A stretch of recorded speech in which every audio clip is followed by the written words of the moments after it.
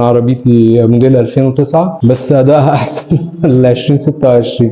حاسس ان الهورس باور زاد، يعني مجرد ما بدي بنزين بتسحب.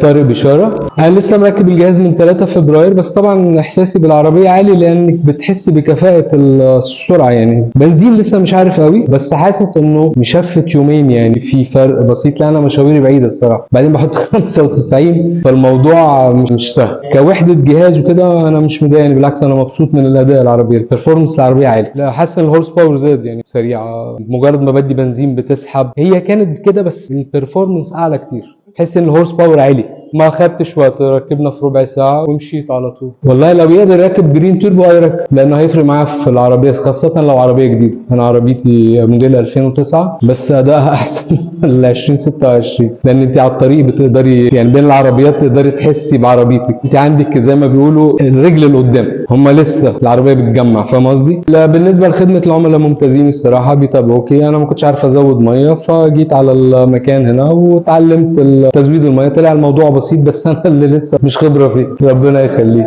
بالتوفيق.